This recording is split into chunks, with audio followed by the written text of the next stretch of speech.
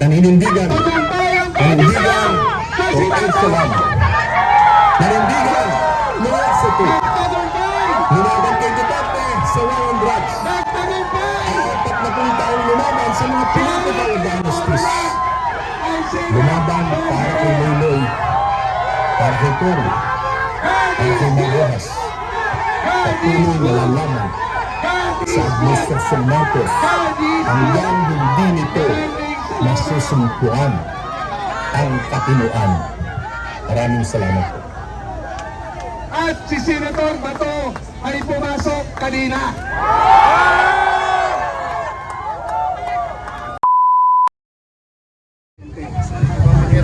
Nakakalungkot po dahil sa endorsement ni Inday Sara Duterte, naging mabango, pinagkatiwalaan siya dahil yung tiwala ng pamilya Duterte nakuha ni BBM. At wala rin silang kapera-pera noon. Kaya hirap na hirap po sila. Hindi nga humaharap sa debate ang presidente ninyo dahil ngiwi ng ngiwi. Walang alam sa issue. Kahit anong presidential candidate debate, hindi dumadating yan, takot yan sa impontong tanungan. Ang naniwala at ang hirap na hirap sa kanya, si Atty. Vic Rodriguez.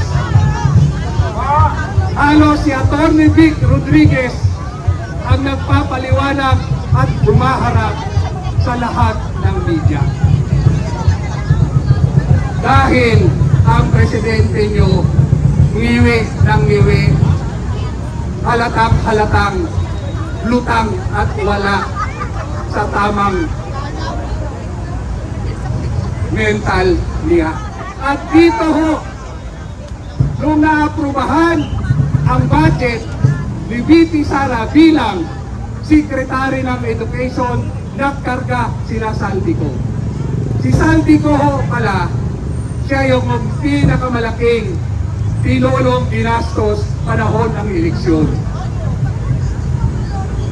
Ilang bilyon ang sinugal ni Saldico. Si Saldico ang bangko ng Romualdez at ng mga Marcos. At pinangako nila kay Saldico dahil alam nila bilyong-bilyong pera ni Saldico ay ginagasto sa eleksyon nila. Ang sabi nila, gagawin kitang chairman ng appropriation ng committee sa House. Doon nagsimula, nagkarga ng ilang daang milyon sa pondo ni VP ang mga hayop, ang mga adik at mga demonyong pinangungulahan na nagsasanto-santuhan ang walang hiyang si Martin Romualdez. At nung na-approve na ang General Appropriation Act, may tumawag na kay VP Sara at kinukuha ang porsyento ng pinarga nilang pondo. Nagulat si VP Sara dahil natuwa siya dahil alam niya ang daming problema ng edukasyon sa bansa natin. Lugmok na lugmok ang edukasyon natin. Pero nalungkot siya dahil tinawagan mismo siya ng congressman at hinihingi ang pondong kinarga nila. Mula noon, kinalaban na nila dahil binulgar ni VP Sara ang sindikato ng mga buhaya. Pero walang naniniwala sa atin. Walang naniniwala kasi binusog nila ang mga congressman. Binusog nila sa ayuda. Binayaran lahat. Pati mga ordinaryong tao na nandito, ginamit ang pondo ng tao, pero yung pondo nila ay solid na kanila.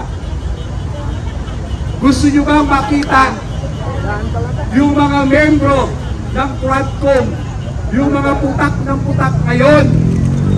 Gusto nyo ba makita kung magkano ang pondong ibinigay at nakuha sa kanila? Ready na ba kayo dyan? Sabihin nyo, pagka ready na kayo, to see is to believe.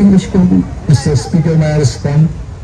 Lalong-lalo na po, lahat ng congressman na bokal sa pagpapa-impeach ni VP Sara, bilyon-bilyon ang pondo na binigay sa kanila. Paano na ang bayang ito? Paano na kayo, mga ordinaryong tao? Ipinalalabas po namin sa inyo ito para po mamulat kayo kung paano tayo ginago ng administrasyong ito. Ang administrasyong ito, wala ho ni katiting malasakit sa atin. Wala pong natirang konsensya. Buti na lang, si Congressman Erese tumayo at sinabi niya ang kakapal ng mukha ng mga congressman na nandito. Itong ginagawa ninyo, ito ay dahil sa perang ibinigay sa inyo noong 19 Congress kayo. Sa sitwasyon natin ngayon, wala tayong maasahan sa Kongreso. Ang mas magnanakaw, ang mga magnanakaw, siya ang umuusik sa nagmamalasakit sa bansa at sa kababayan natin.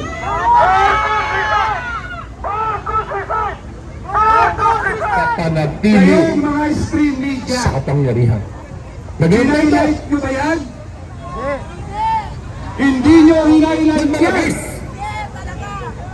Si Manuel Duterte, nakakita mo yan. Nakikiyabang kayo, linggo-linggo, Ni Congressman Luna, Laila de Luna. nyo. Dahil ako ang kauna-unahan nagsalita laban sa war on drugs. Tinanggal ng Duterte administration ang alokasyon sa aking distrito. Sa payola ng mga press Ginipit, ay taga-DCRH. Spamit, kung ginawa Ay ito programa ng administrasyong tuwing Duterte umaga. sa kanyang mga kritiko. Papayagan mo natin na yung mga ahensya na ito TV5, sa ganitong sa kasalukuyang administrasyon, gawin ito sa mga kalaban niya rin. Rappler, This is impunity. kayo, alam nyo ang totoo. Nakakatakot. Mga wala kayong Baka konsensya. mauli ang kasaysayan.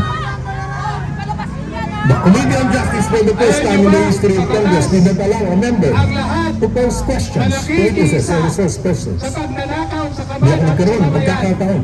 Tanungin ay ang mga kabudod ng ahayag ni masahol Madriaga sa at kayo iba pa. ay magnanakaw din. Mga putang ina nyong media kayo. Dahil hindi ako miyembro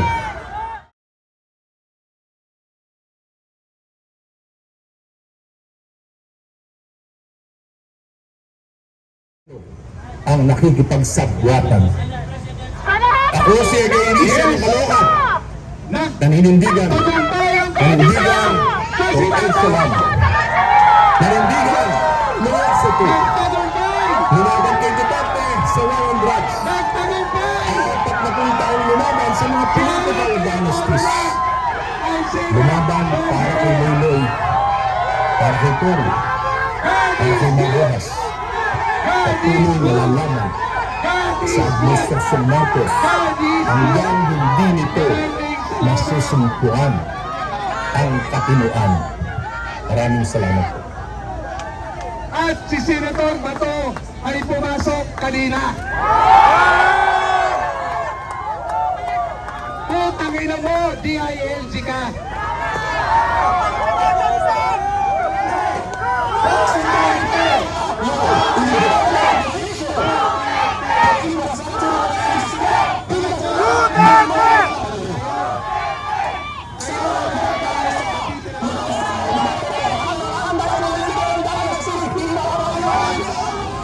Ano? Mananahimik pa rin ba tayo?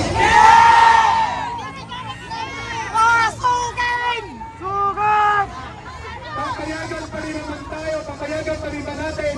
Nawawalang yayin tayo.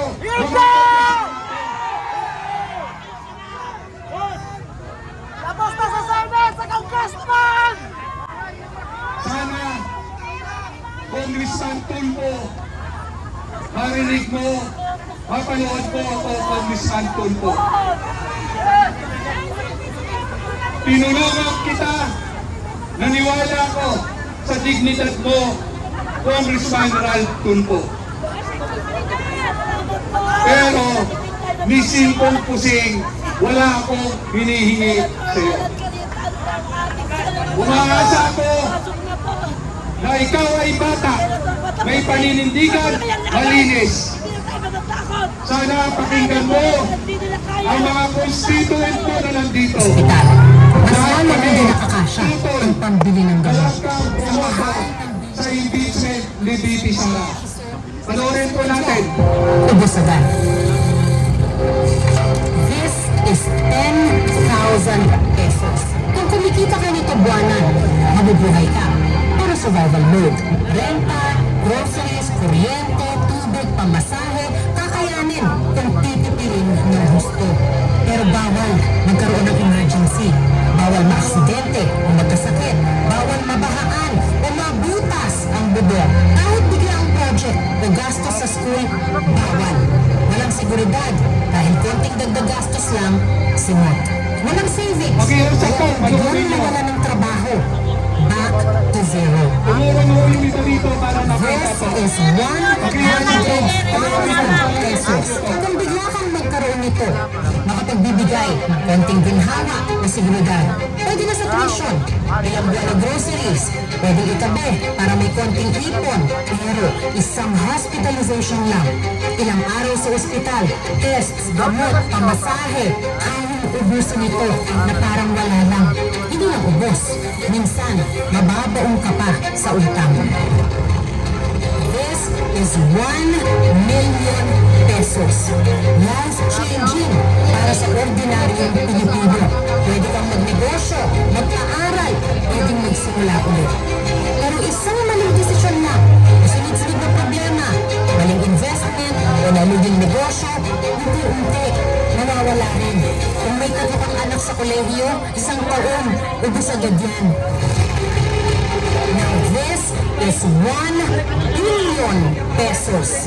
Ang 1 billion kayang pakainin ang 182,000 na pamilya sa loob ng isang taon. Kayang magpatayo ng mahigit 1,000 classrooms at makapagpaaral ng libo-libong estudyante mula elementarya hanggang magtapos sila sa kolehiyo para ilapit ang edukasyon sa ating kabataan.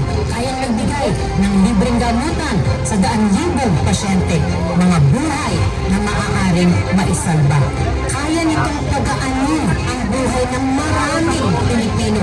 Tanggalan sila ng utang at hayaan silang mangarap. Isang buong henerasyon pwedeng magbago. Kung ikaw ay kumikita ng 25,000 pesos a month, kakailanganin mo magtrabaho ng 3,333 years para umabot sa 1 bilyon ang kabuuang sweldo mo.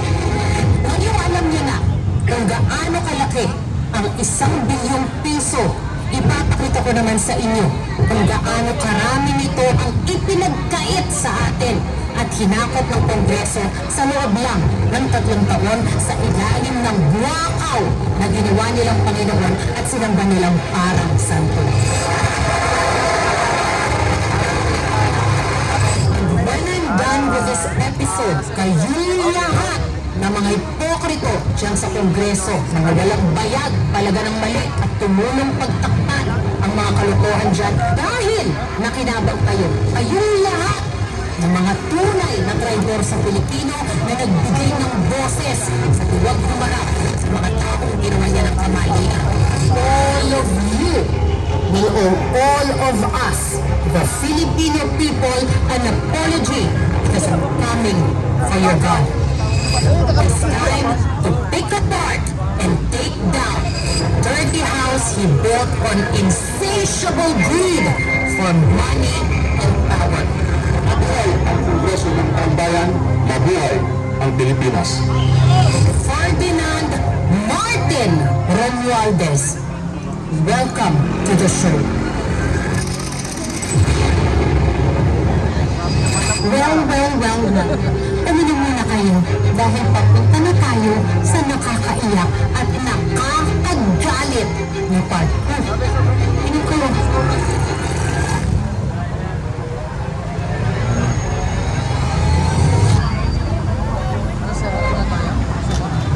I'm sure by now, kung hindi man ninyo napakinggan ng buo, alam ninyo na nagsalita na si dating House Speaker Martin Romualdez tungkol sa nangyaring pinakamalaking pagnanakaw sa kaban ng bayan under